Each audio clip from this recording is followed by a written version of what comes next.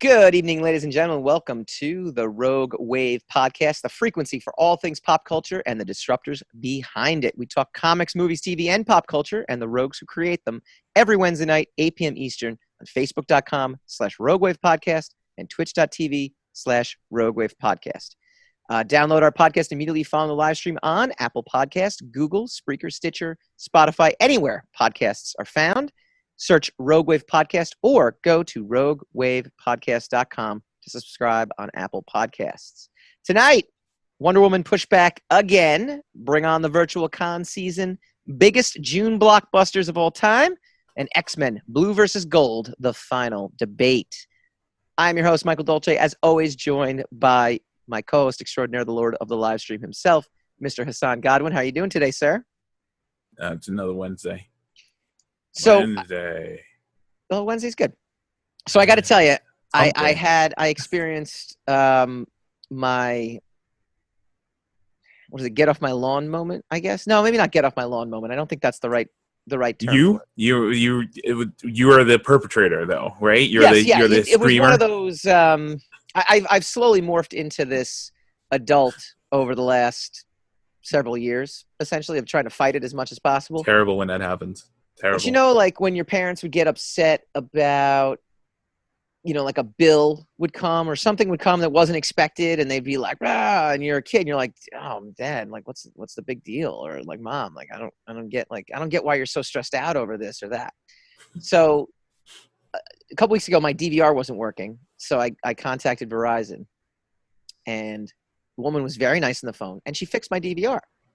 But she's like, "I'm going to give you a complimentary upgrade in internet." And I'm like, "Oh, well, I mean, everything's good. My price is fixed. Like, is this going to raise my bill?" No, it's not.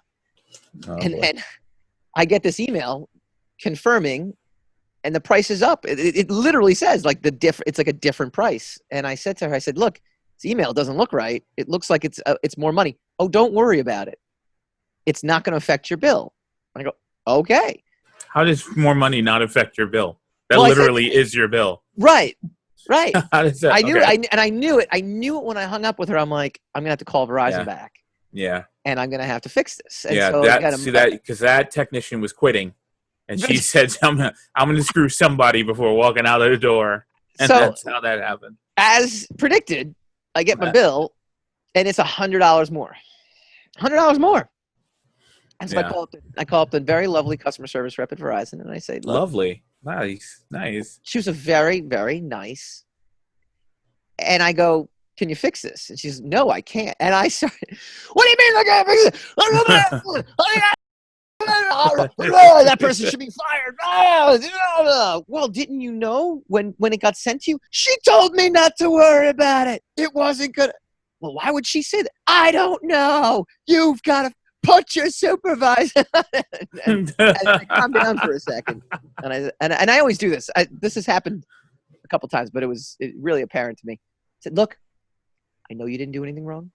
I know it wasn't you that I dealt with, but you got to fix this because someone in your company messed up." Yeah. And I might not have used the word messed. Yeah. Bing. You don't have to bing. Nobody said it. You're binging people for thinking it. Yes. You're being thought police about it. Don't be thought police about it. Yes. So did you fix it? Did you get it fixed? Yeah, I got a supervisor on. Very lovely woman. Name is Susan, in the Massachusetts office, and she got me the credit, and she got me close. So now I'm paying $5 extra a month. That's for livable. The exact. Probably, I don't know if they gave me. I don't know if they gave me the same service that I had, or down, or kept me with the upgraded. I don't care. Like, I'm like, $5 I can deal with. $102 a month more for something I didn't ask for nor need. Yeah. Yeah. But I was my dad. Like, I was literally my dad. That's funny. My transition into adulthood comes when I don't know how old I was, but I was at a party. Yeah. And someone rolled out a birthday cake, and I was like, "Oh, that looks rich." Like I was anticipating indigestion. Yeah. Instead of looking, "Oh my God, cake!" I was like, "Oh, that looks a little And I was like, that's a bit much for me. And I forewent the cake, and I was like, oh my God, I'm old. You know, I waited. The joy of eating cake versus the misery of dealing with it turning to lead in my stomach in the coming hours, and the desire not to be miserable later outdid the desire to be satisfied right then and there. And I'm like, I'm an adult. It's nothing I can do about it. Next stop, gray hair. All right, let's kick off another episode of the Rogue Wave podcast. We call this segment Rogue Rage, all the rage in the pop culture world. Not a lot of rage, just a lot of movies being shifted around again. Tenet. Yeah, because ain't nothing happening, man. Nobody's making any damn movies right now. Matrix 4. I mean, there's hope. Let me read off the story, and then there is hope. Tenet, Wonder Woman, Matrix 4 release dates shifted. Christopher Nolan's Tenet has been delayed 2 weeks only to July 31st. It has been set to open the $200 million tentpole on July 17th. Nolan, a devotee of the cinematic experience, has been adamant about sticking to a July date in hopes of providing a boost for theaters ravaged by the coronavirus pandemic. So while Tenet is moving, Nolan and Warner Brothers aren't giving up the mid-July date entirely. And they're also putting out Inception, which will be made available to movie theaters that are opening up. Meanwhile, on a separate note, I think I just read this morning how a lot of theaters are mid-July is like the mark for them to open, even like end of June. So we will have some theaters. They'll be at like 25% occupancy based on different states, and I hope they can make enough business doing that. But we're hoping. But Tenet springs eternal. What's that? Yeah, well, springs eternal. We want. I mean, look, we want to be safe, but we also want our favorite institutions to still be here when it is eventually safe, because it will eventually be safe. Tenet's shift also saw Warner's make another major scheduling change. Wonder Woman 1984 on the move again, shifting the superhero sequel's release date out of the summer into October. So October 2nd will be the new date. Disney's Mulan is now the first major studio release on the calendar. It is, I think, July 10th, I think, is Mulan, but I don't have that exact date. Yeah, I don't even. That'll be interesting. The thing that gets me, and real quick, Godzilla vs. Kong. Godzilla vs. Kong is gotten.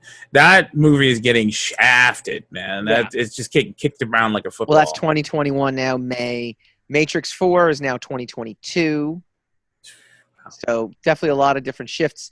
The thing that just doesn't puzzle me, but when I start to think about it, really gets me is the fact that this stuff is already done. That's the part that actually, it's not as if, they're restarting. Look, they're restarting productions on TV shows that weren't able to finish and movies that were in mid-production. This stuff is literally in the can, just waiting to be seen by people. As a creator, it would kill me. Like, at this point, I'd almost be over it. I'd be like, I don't even care if it comes out at this point. I don't know. There's something. I mean, I would, but I don't know. Like, how would you feel if it was like your, based on your novels? I'd be very frustrated, and no, absolutely no lie. I'd be very frustrated, but I don't know. What could I do about it? I know. I would be annoyed, but it would be the worst kind of annoyed, because it's the kind of annoyed where there's no culprit. There's no one you can actually blame for it.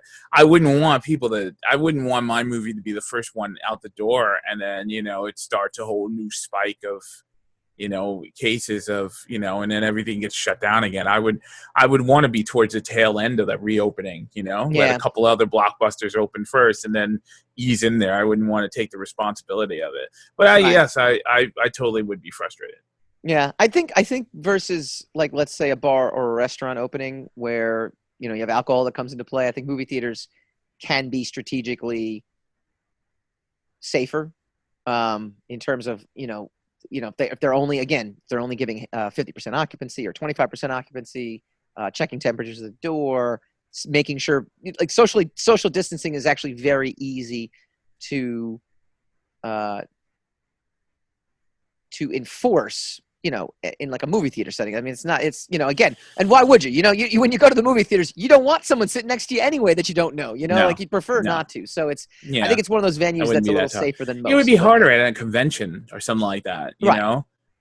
You know, like New York Comic Con would be, Right. I mean, I don't care what anybody would tell you. Right. It would be virtually impossible to social distance, you know, while Correct. traversing a giant convention. But a movie theater might be better. And people are, you know, typically antisocial, so they would sit as far away from. It depends on the movie, though, because if it was a big deal movie, there's always going to be someone who's going to want the seat right next to you, regardless. You know, because they come in like that's 5 like the urinal, minutes right? after. Like you go in the, and this is a guy thing. I'm only speaking for guys, obviously. You go in the. There's always some guy that comes like right next to you in the urinal, and you're like, "What are you doing?" There's a urinal like right over there. Like, can't you? But for some, there's always that's one a guy. different. That's not quite what I mean. But yeah, it's the same. It's the same level of outrage. But that's well, they wouldn't be allowed to sit next to you in a movie theater. In a urinal, anything goes. We've just traversed into different. You did. I didn't. I tried. I stayed the course. You didn't. Speaking of Comic-Cons, bring on the virtual Comic-Con. San Diego Comic-Con officially sets free virtual edition with Comic-Con at home. So it'll be the same dates that were previously the canceled Comic-Con were supposed to be held, July 22nd to the 26th. Plans for Comic-Con at home include an online exhibit hall, complete with everyone's favorite exhibitors offering promotions, specials, and limited edition products. And like the in-person event, there will be exclusive panels and presentations. I know a friend of the show, James Massia, actually texted me and he said DC has a Watchmen press release somewhere in their Comic-Con panels. So maybe there'll be news of a new Watchmen series with a different showrunner because Damon Lindelof said he wasn't going to do it. Maybe he will do it. You know, maybe all the Black Lives Matters protests have inspired him to continue the story of Watchmen, which really, if you watched it, I mean, put such a focus on what a lot of the stuff that Black Lives Matters is talking about. So maybe we'll get a second season of Watchmen. If I were him, I wouldn't do it. I wouldn't. No, I agree with you. I absolutely agree with you. I would hand it off to another showrunner. I would. Yeah, I wouldn't do it because I mean, it's a miracle he got past the hate brigade the first time, and I'm not even talking about any particular hate group. I'm just talking about like the internet machine, you know, because you're taking on a beloved, you're taking on a beloved previously established product. Yeah. And then you're instilling it with a whole bunch of different politics, you know, that right. Even though even though Watchmen in itself is a very political book, political kind of in the opposite direction. Right. So the fact that he was able to get the show out, do the show, have it be critically acclaimed. I don't think it was a ratings monster, but it was critically acclaimed. It did well. It did well and also created a lot of buzz for HBO. Which needed it after the Game of Thrones debacle. So it was... That's true. So, like, you know, if I were him, I'd be like, you know, drop the mic. I'm out of here, you know? So we'll see what happens. We'll see what happens. The other question is there going to be any big reveal at the virtual Comic-Con, at least from DC's standpoint? DC's making a lot of moves lately. They're becoming very independent with launching their brand. They just launched a virtual DC fandom, which will be in August. With no physical San Diego Comic-Con, many studios and entities are looking to create their own virtual conventions, and DC has stepped up to the plate with DC Fandom, a free fan experience. It'll be held Saturday, August 22nd, starting at 10 a.m. Fans will be able to hear announcements from WB Games, film and TV, and comics, as well as cast and creators from DC TV series and films like Aquaman, Batman, Batwoman, Shazam, Suicide Squad, Supergirl, you know, Flash, Arrow, etc., etc. Watchmen too, and Wonder Woman 1984 is on the list. I mean, there's a longer list, but you know, I don't want to. I'm just not here to read stuff off. They promise exclusive footage, never before seen footage, and a special kids and family-oriented area at the DCKidsFandom.com. There'll also be DC Uverse featuring user-generated content, cosplay, and fan art. In addition, there will be DIY Wonder Woman 84 Golden Armor, and Batmobile kits. Exclusive merchandise, etc., etc. Yeah, so getting into the virtual con game now here. I have yet to attend a virtual con. There's been a few virtual cons that have, popped up. I know Wizard World is offering virtual experiences, but it's generally get your photo virtually taken with a celebrity, which I don't need. But no. But I haven't gotten into that as much. But I don't know. You think you're gonna pop on? You think? No. I might. I don't know what any of that means. There's a lot of stuff that talk about, and that's great. The fact that they're going more and more digital and more interactive is fantastic, because monopolies are bad, and this and that, and being stagnant is bad, and not learning how to evolve into the new age is very bad. Change is good, and changes are our cornerstone, yada yada yada. However, I don't know what any of that which you read off means. So it would be a full-blown education, for me to log on and try to navigate through all that. I'm anticipating me. Is that the get off my lawn? Yeah, there's a total get off my lawn. Yeah, that's what it sounded like. Do you think it's Warner Brothers who's pushing all this, this diversity media, not diversity, not the hot button diversity, but the diversified portfolio of DC's outreach and their presence in the industry? I don't know. It kicked off last week, though. We talked about it. They moved. They've now officially broken free of Diamond. I mean, maybe they're just finally. That's what I'm talking about. That's one of the things I'm talking about. Yeah, no, I know. I'm just saying maybe this is just that was the signal that they are finally really taking hold, because Marvel, at least from a studio, and even to an extent the comic book brand, seemed more unified, right? Anything that the Marvel Studios was doing, even just reining in all the TV shows, right? And then reflecting those TV shows in the comics, and reflecting those movies in the comics, things tailored a little bit more. It just created a more unified front. I know this is what you're asking, but again, I guess the answer is it seems as if Warner Brothers is finally, as opposed to being a typical Hollywood studio, which Marvel is not, is tightening the reins a little bit, just a little. Well, they bit. have to. I mean, and their game is really messed up in comparison to the Marvel rollout, right? So, well, I think it all spurred because of the AT&T buyout. When you have new ownership in there, that's when all of a sudden they'll come in and start doing. It's like but I mean, like Man of Steel and Suicide Squad, stuff like that, were all before the AT&T buyout. So, I mean, I'm saying that the entire situation was a mess. Yes. For quite a while. Yes. So.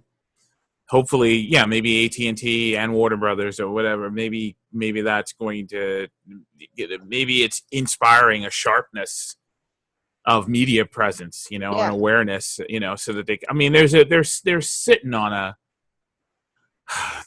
Fort Knox, basically. They've got every golden age superhero character in there at their disposal. When you think of superheroes, you do think Batman, Superman, and Wonder Woman before you think of Wolverine and Iron Man, usually.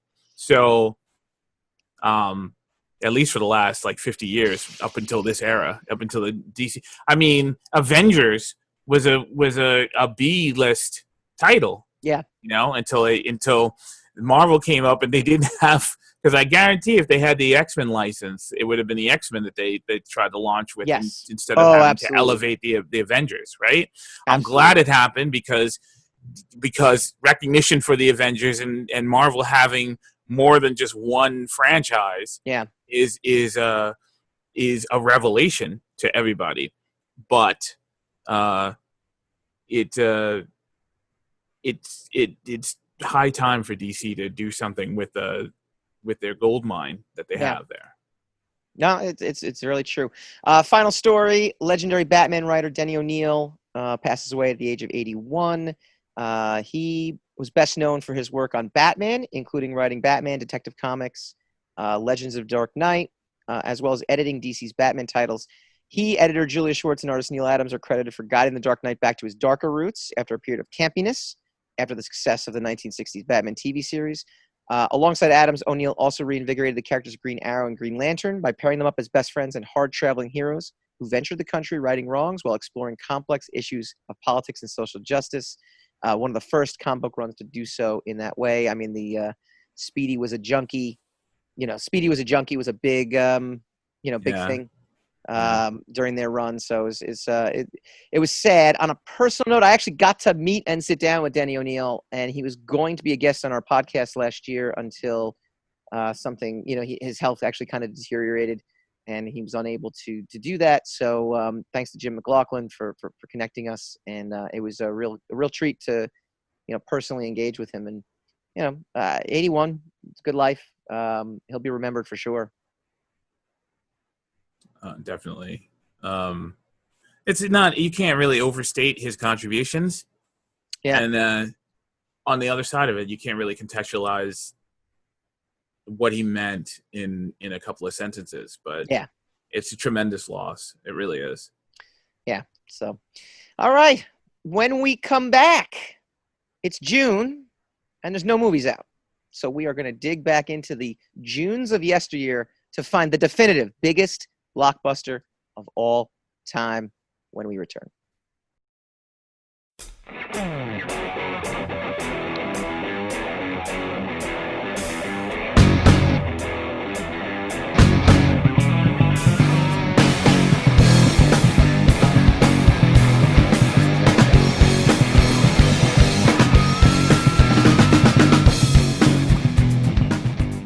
Welcome back to the Rogue Wave Podcast, talking comics, movies, TV, and pop culture every Wednesday night, 8 p.m. Eastern on Facebook.com/Rogue Wave Podcast. Go to RogueWavePodcast.com to subscribe.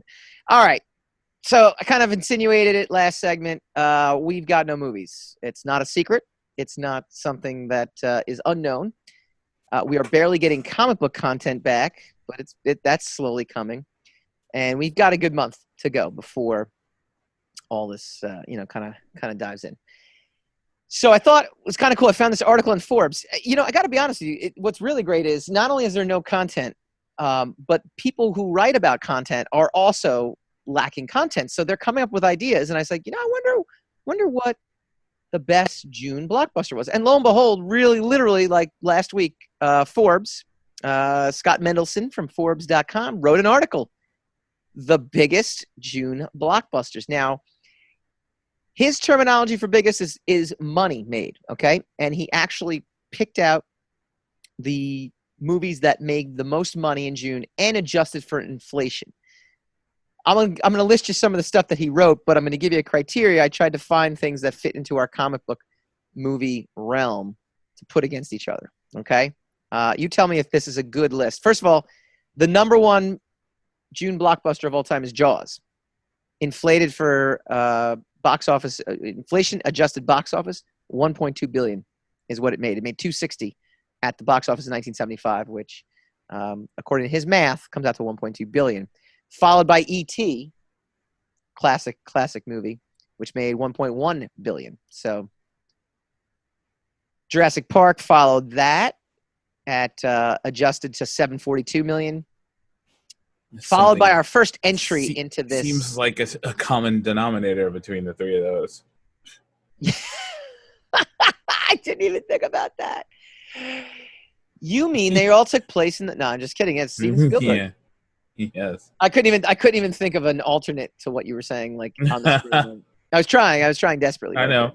I heard you try. You mean I was like, blue? Is the color blue in it? No, nothing. They all played. No. Well, they all feature non-human. Oh, there you go. Yeah, that's true. Superstars or whatever.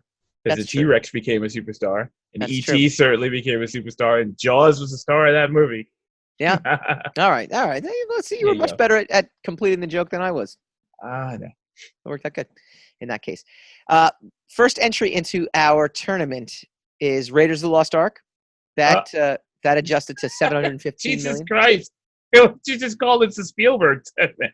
All right. You ready for this, though? Yeah.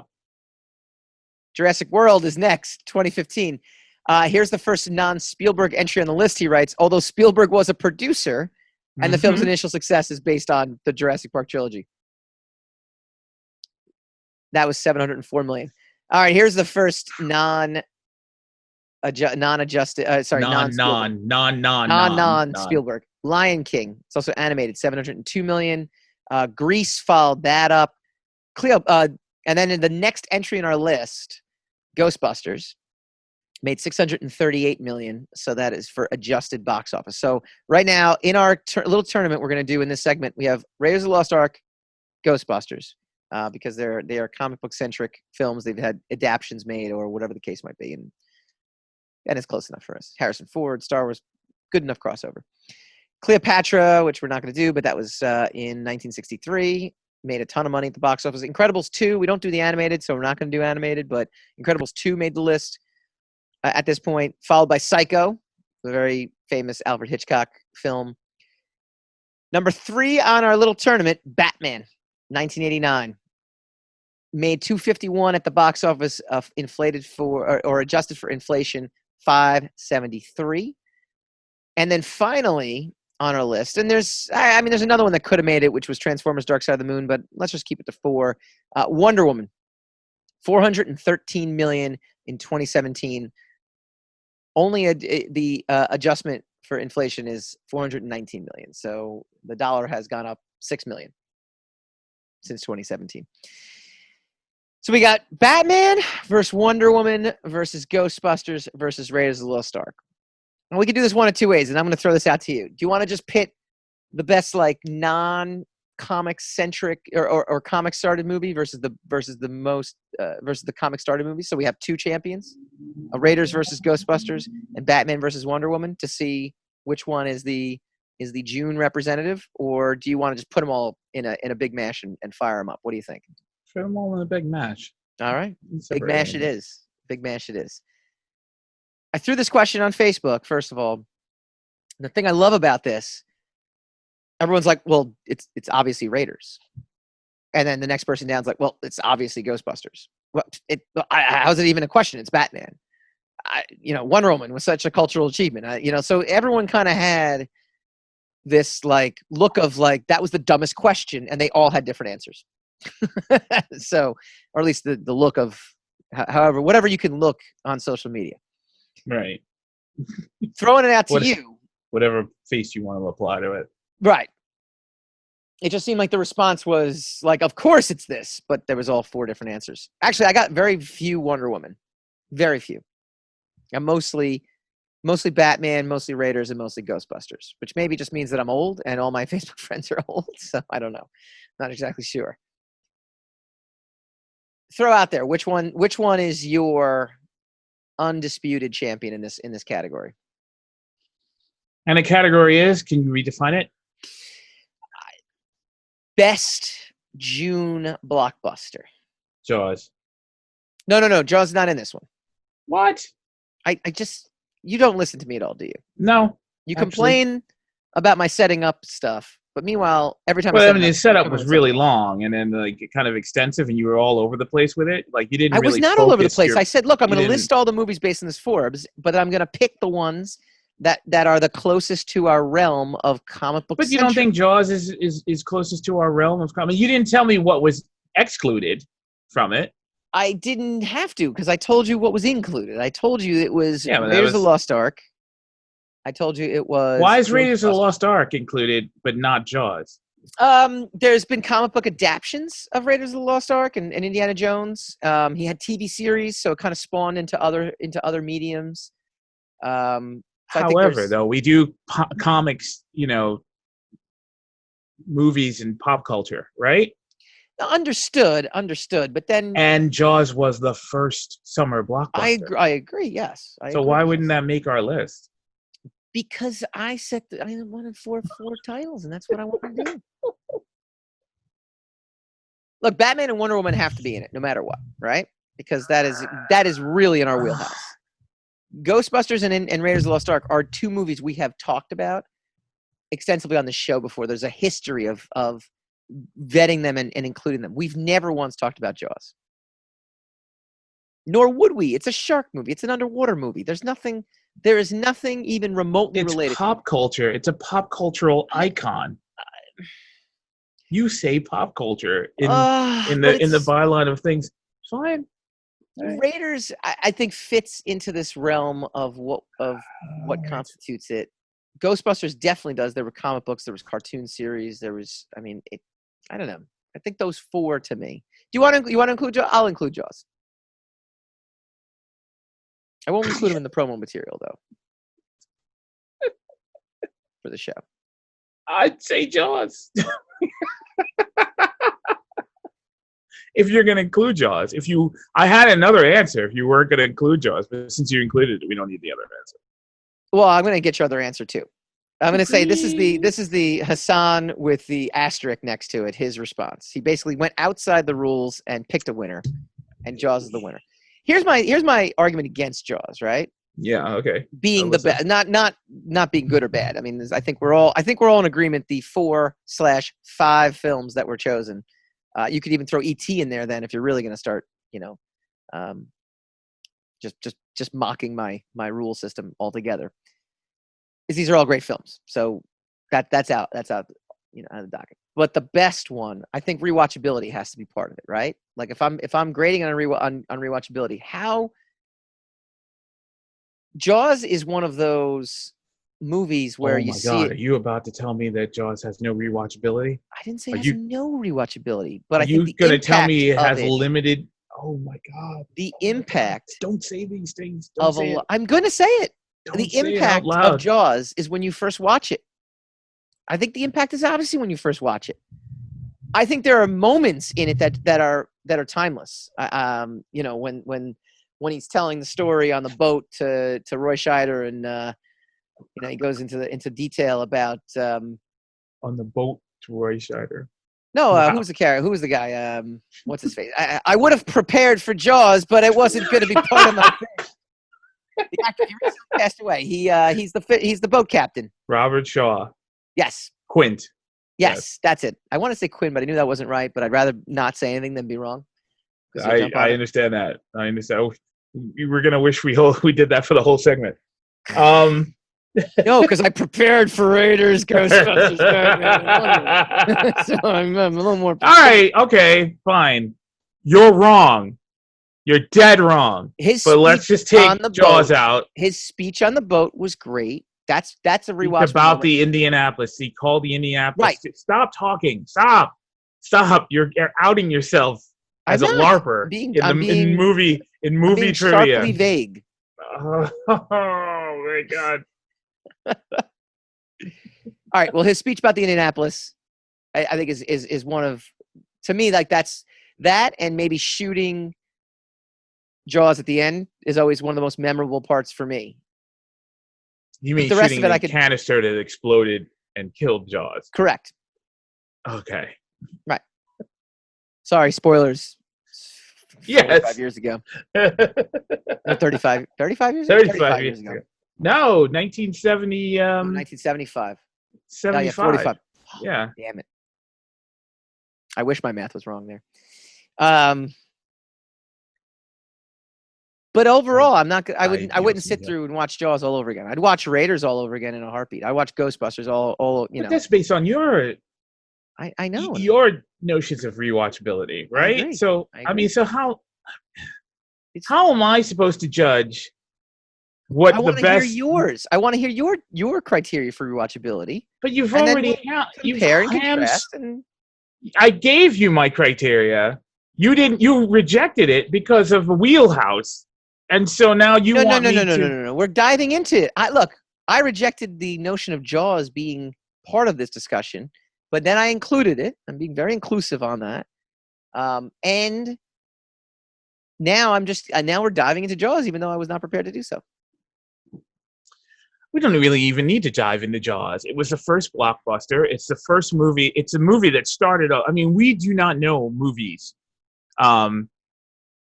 in an age before all of them were shipped to be monster hits for the studio, right? We don't understand a world prior to that, do we?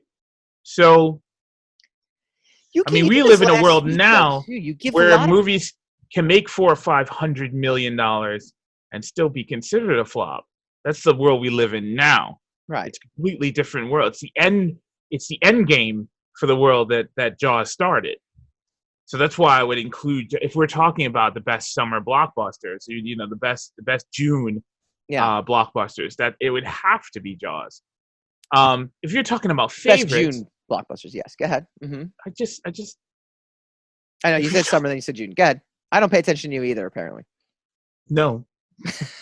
It's blatantly obvious. We're being very honest in this discussion here. There's a lot of stuff coming out here. I like this. This is a therapy session. If you're talking about favorites, right? We're talking about favorites to Ghostbusters and Raiders of the Lost Ark, Batman and Wonder Woman. Batman and Wonder Woman, right? And we're talking about Batman 1990 or 1989. 1989, correct? Yes. Yeah, Batman, Wonder Woman. My favorite out of those has to be. That's hard. That's very hard. Raiders of the Lost Ark. However, also Ghostbusters. I'll say this because they're two different categories of movie, right? Yeah. But they're both, back then when you were a kid, both movies were thrill rides. You got a lot more action than you expected out of Ghostbusters. You know. Almost maybe perhaps comparable action to Raiders of the Lost Ark, but with a lot less Nazi killing. I'm gonna say something that's controversial, just so we can eliminate one. You already did controversy overload. I think Wonder Woman will be eliminated from this, only from the sense of Wonder Woman is an accomplishment at the time, right? I think it's very, very dependent on the time of when it was released in a socio-political way. Not to take away from its importance for that, we're going to look back, but I think we're always going to look back on Wonder Woman as a cultural achievement more so than a film achievement. Although there's a huge achievement for pulling Wonder Woman off and pulling her off in such a way that is in this. Stop using the word "we." Okay, we as a show. You I think as the one of the two show hosts.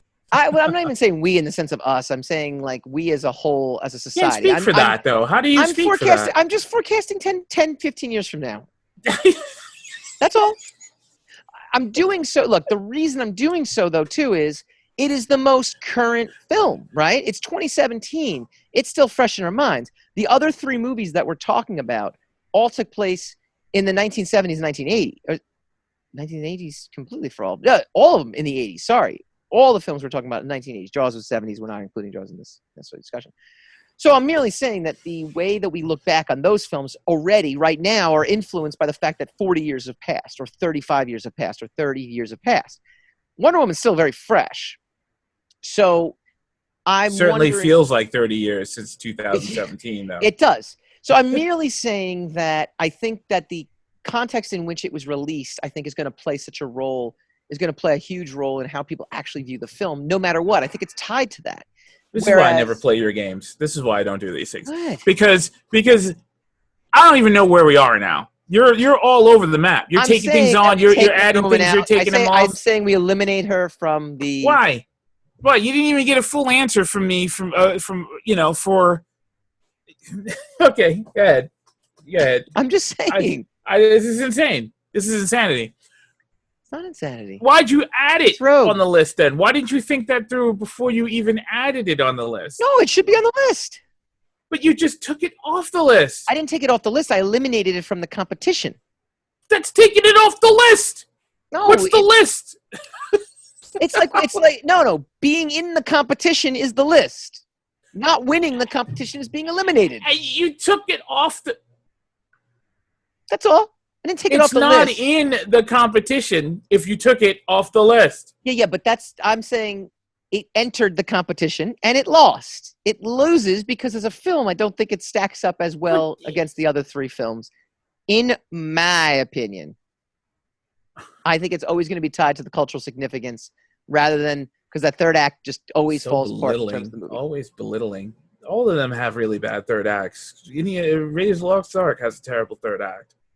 Why is that a terrible third act? Because Indiana Jones is completely inconsequential to the entire third act of the film. I know that is the popular internet terminology. It's not internet. If you know movies, if you know stories, if you watch the story, it's like he really doesn't do it. Now it doesn't need him to be.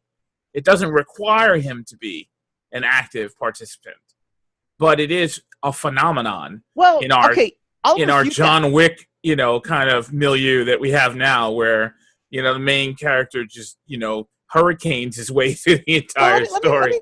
blowing everybody away. Let me break that internet argument for a second, and just follow me on the train because I don't know if this is right. I don't know if it actually breaks the argument, but if he doesn't show up to save Marion from the bad guys, right, in the sequence at the beginning, toward the beginning of the movie, it's possible they still wouldn't have ended up with the medallion that gets them into the Well of Souls. So he does actually impact the film from that, just because of that. I said the third act. No, I know, but the third act only happens because they find the Well of Souls and they find the location. They might be digging in the desert for the rest of the movie if he doesn't show up, because they might have gone to Marion's. It doesn't mean that. And Marion was a very strong female character. She was someone who, I think was, definitely not a damsel in distress. I think could have thwarted them in their efforts. It might have gotten her killed, but it also might have protected the medallion from getting into their clutches. If the medallion never gets in their clutches, they never find the Well of Souls. They just dig in the desert for the rest of the movie. They don't accomplish anything. That third act never even happens. So Indiana Jones's does impact, maybe not positively, I don't know, but does impact him, his just again, going that internet argument. I just said he doesn't really do anything in the third act. I didn't say he had no impact. I just said he literally does nothing in the third act of the film, which is what I said. Launches that bazooka. Yeah, okay. Well, I don't listen. He doesn't. Oh, you're right. He threatens them with the bazooka. Right. He does not launch it. Yeah, and then he surrenders. Yeah. Yeah. Because some French guy talked him into surrender. Dr. Jones! Do it! I don't know if that's the Send it back to God. But I did get the French accent down pat. Good God. Friend of the show, David Rosenberg, he Facebooked us and said it's Batman because Batman had the most expectations going. He's not on the show. Heck with him. I said friend of the show. I said because it had the most expectations and actually delivered. Right? Oh my God! This is all subjective. All this subjective nonsense. Nonsense. It's not nonsense. Batman Jaws, is based because it is is objectively the first summer blockbuster. Non-subjectively, objectively, the first summer blockbuster wins. Everything else, though valid for discussion, are not caveats as to whether it could be the best or the worst in this category. Not by the metrics that we're measuring. If you're talking about Batman, or you're eliminating Wonder Woman because it's too recent, or essentially that's what I'm doing with Wonder Woman. Yeah, I think it's. I mean, come on, man. I mean, what? How is this game played? Literally, how do we play this game? That. Because I'm the one who's always in the middle of playing the game, and I need to know how the game is played. You're always here's the game. Bing. Oh, that's not the rule. All right, here's a new rule. Okay, I'm going to take that off. The rules. Okay, that doesn't work. Rules, but then the actual discussion takes on a life of its own. I mean, what can you do? You brought Jaws into discussion. Jaws wasn't even the rules. The rules are terrible. Your rules are terrible. Your game just as much as I do. I did not. I am all right, the perfect. Winner's Ghostbusters. No. As long as you added in that laugh at the end of it. What do you think of the idea that Batman had more to live up to, though? I don't even understand that. What do you mean he had more to live up to in comparison to what? Both Raiders and Ghostbusters. Yeah, but I mean, that was 5 years earlier. Right? Yeah. They're not based off of anything, so there's no history to it. You can almost go in with Van Helsing expectations. No. Ghostbusters is, not really. But Raiders of the Lost Ark, both Ghostbusters is based off of Ghost Breakers, or the old Ghostbusters, right? Maybe? I don't know. Yes, I mean, kind of, in its own way. It also took its title, though the concept is very different. Yeah. And Indiana Jones is based off of the old 1930s. Yeah, but it's not based off of material that would seemingly have a fan base built in, like Batman, right? And Batman also had weightier expectations because of the 1960s TV series. All right. I'm just. So I'm what you think? you, so Batman is better because it had more. It had more writing on it than. Is it better because it had? Is it better? I know, but I'm clarifying the question by re-asking you the question. Okay, go ahead. So the question is, Batman had more pressure on it. Correct. Than two other movies that no one knew anything about that actually had to establish their own audiences. I mean, is that the logic? Because that's backwards logic. I asked the question, which you just answered. So you're actually saying when you don't have an established audience, it's actually harder to. It can be construed as harder than to have a. Now, yes, there's a different kind of pressure from something that already has an established fan base, and you're going to do a new addition to it, or you're going to do a new iteration of whatever that thing is. See Star Trek Discovery. Sure. See Disney Star Wars. Okay. Obviously, there are ways that road can be perilous. Yeah. That's fine. However, when you're trying to start something from scratch, there are more pitfalls because people might completely ignore what you're doing. Right. See the AO versus Stranger Things. Right. Okay. So obviously there are ways there are 8 million ways to die, and I think it's more perilous to be completely unknown and to arrive on a scene than to be trying to adapt something that has already been pre-established. Yeah. Because theoretically, when you're adapting something already pre-established, one would hope, and this is an oversimplification of the situation, one would hope all you'd have to do was be respectful to the material. Right. And then people may or may not, give you a pass on it. Right. But starting something brand new, that's much harder, I think. Here's something I'll say for process of elimination purposes also, at least in this discussion. What did this movie spawn? How many sequels? What kind of transmedia? Ghostbusters doesn't stack up against Batman and doesn't stack up against Raiders of the Lost Ark in the sense of the sequels, right? It only had one sequel, and that sequel was not really that well received. It did have the cartoon series, though, which was pretty impactful. In fact, the cartoon series, I could argue on its own. But we don't do animation. No, I know, but I'm saying we're not reviewing the cartoon series, but I'm saying the impact the cartoon series had, I think, only increased the legacy of the original movie, right? It didn't take away. I think it actually made it. I think it made it even better, right? But it did not end up spawning successful sequels. We've had 2 sequels since then. Some people are partial to Ghostbusters 2 for whatever reason, but I think you could easily say the Batman sequels and the Raiders of the Lost Ark sequels were better,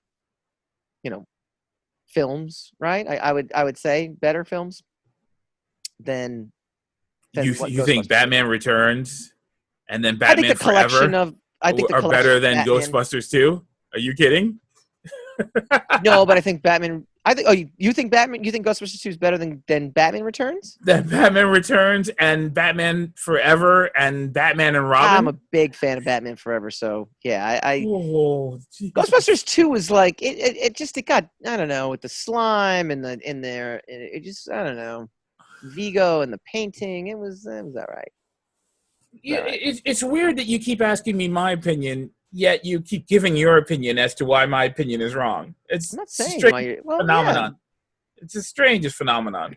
No, I'm merely saying why I disagree with your opinion. Not that your opinion. Look, nothing you say is wrong except everything, and I'm only saying I disagree with it. Not that you're wrong, but you are. So I know, but you here's the thing. Contextually, you will ask me a question, I will answer it, and then you will tell me that is incorrect because of your opinion. I will literally tell you why I disagree with it. No, you don't disagree. You don't phrase it that way, though. We're trying to get the cream to rise to the top here, right? We're trying to You eliminated most of the cream on the list for your strange criteria that you keep changing in the middle of the damn game. No. The criteria to enter the competition was solid and set. Okay? That was set. That was established. Now, there is no criteria. Segment over? I'm trying to figure out the criteria as we go. Is this segment over? Jaws. I go Raiders. Of course you would. Chime in on the Facebook feed. It was probably one of our best. That segment fell apart in the third act. All right, when we come back, more debate. X-Men Blue versus no more debate. When we come back.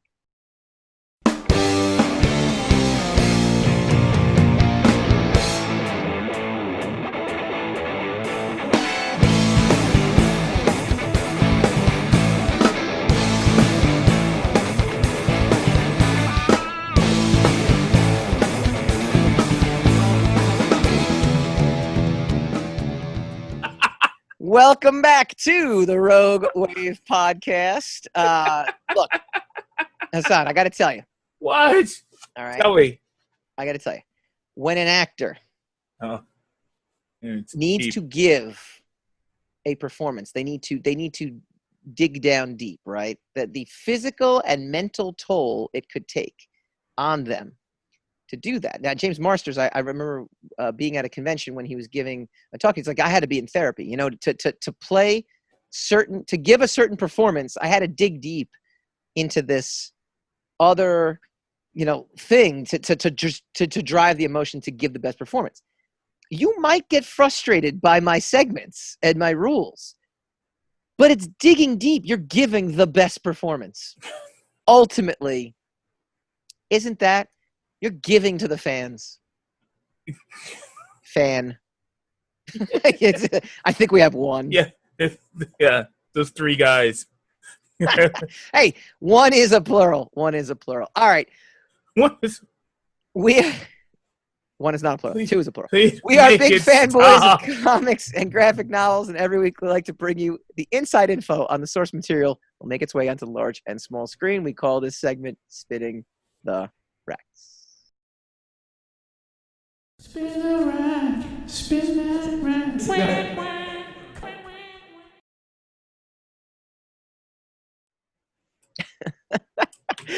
X-Men Blue versus X-Men Gold. Which 90s team is officially better? I got to be honest with you. Lack of content has made us better. It just goes to show, like the shows that have no content can't do what we do. Instead, I've decided not to say anything for the rest of the segment. Well, no, but this is a good one. So, again, because of lack of content, this is from CBR.com, and because I actually happen to be rereading all my 90s comics right now. They did an article recently, I think it was yesterday, X-Men Blue versus X-Men That's pretty Gold. recent. That's a good 90s team, but it'll be forever tied into the time that it was released. Now, which 90s team is officially better? Revealed. They actually reveal it. So they give a definitive answer as to which is better. This is not a debate. God. But I thought this is kind of cool. Everybody loves a binary choice. Yes. Okay. Dubbed the Blue and Gold teams, both squads found themselves under the command of a seasoned X-Men leader. Storm led the Gold team, while the Blue squad served under Cyclops. The latter team featured Wolverine, Psylocke, Beast, Rogue, Gambit, and Jubilee. Cyclops often bristled against the more rebellious and renegade elements of the team. Meanwhile, Storm led an experienced group of superheroes.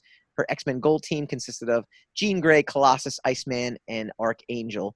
Rounding out the squad was Bishop, an XSE officer who was introduced a few issues into the run of X-Men Gold. This is my dawn of X-Men era, by the way. This is the Jim Lee, Will Portacio. Was it Portacio, right? Yes. Yeah, I thought. Right. Or Portacio. Look at me not butchering it. John Byrne scripted a few. Scott Lobdell came in and ended up scripting both. And it kind of led up to the exodus of said artists into the Image Comics realm. But right before this this was Chris Claremont. Chris Claremont's yeah. I think it's almost this is almost one of those arguments that has no argument to it, right? X-Men Blue is just a better team, right? It's a more interesting book. I can share with you what they say, but I mean, what's your take? Well, X-Men Blue was X-Men, whereas X-Men Gold was Uncanny X-Men. correct? Well, yes, but I mean, like the X-Men teams, yeah. I'm just separating them by title, though, right? That's how they were delineated to us, right? One of them came out in X-Men, and the other one came out in the Uncanny. Uncanny X-Men kept going, but then a new comic was started for the Blue Team, which was just called X-Men. Yes. So which team is better? When use the better. Which team is better? Oh, so terrible. I don't know. I'm tempted to say X-Men Gold because they were the Uncanny X-Men, and they kept the ball rolling. Storm was the leader of my X-Men from the 80s when I started reading the comic. Yeah. Right? Because Cyclops had led the X-Men up until before that. And then he had moved on to X Factor. Yeah. And so Storm took over as leader of the X-Men. So she was the leader all the way up until that point, as far as I was concerned, until they reconsolidated the teams, and now they have the super team, right, of the X-Men, right, the Dream Team, right. So following Uncanny X-Men, you still had Storm as the leader. Yeah, that was still my X-Men. I did like the Blue Team. I did like Cyclops, and then Wolverine's on the team and everything. So of course, I feel like X-Men Blue had the better characters, right? Like, or the more popular ones anyway. At least they were more popular to me. I loved Gambit. I loved Psylocke. I loved Wolverine. I thought that was actually a pretty strong unit in terms of like popular characters. Cyclops. Yeah, but I mean that's it's kind of the celebrity team. It's kind of like when you put together all these, So I think they had more star power on that team, but I think there was more interesting things that happened on the Gold Team. You know who was on the Gold Team? Had better that they don't mention, but he was there, and he's actually. I think Chris Claremont didn't write the Gold Team. No, he wrote the Blue Team. He wrote the first 3 issues of X-Men, which was both teams, technically speaking. Yeah, and then didn't he write the Gold Team, and then he was supposed to. He was supposed to. So Jim Lee was writing most of that stuff. Yeah, it was Jim Lee, Willis Portacio, and then at first it was John Byrne doing the scripts, and then Scott Lobdell came on and did it. I would also sit there and tell you, until Grant Morrison came on, Cyclops was kind of like a boring character. But I also kind of feel the same way about the entire X Factor team. Archangel to me was never that interesting. Iceman, people complain that they've kind of like retrofit the character now to be gay. I actually find that to be one of the more interesting things about Iceman, because he was never a very interesting character to me. So Bishop was great. Bishop was like that new character that you didn't know like who he was.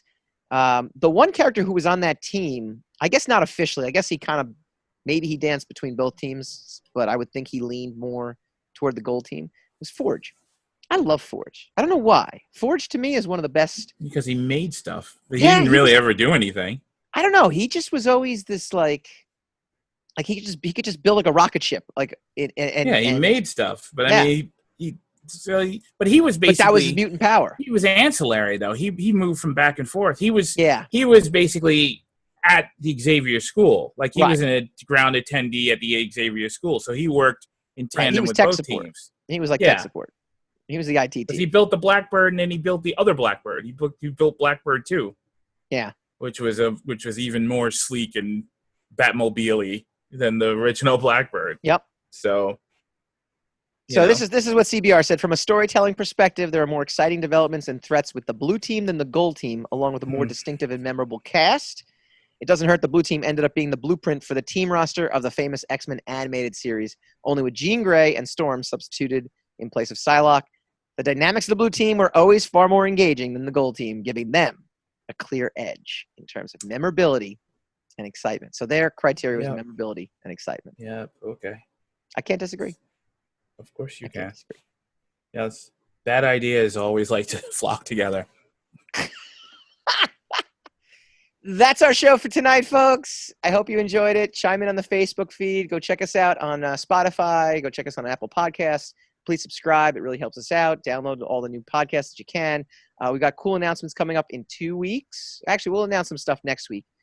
in preparation for 2 weeks from now. Next week, yeah, we're going to do it. We've been asked to.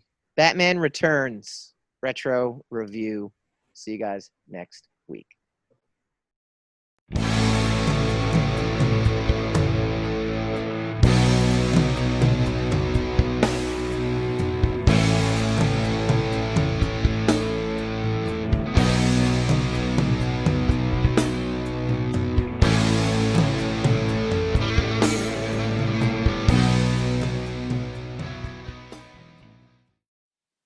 Rogue Wave.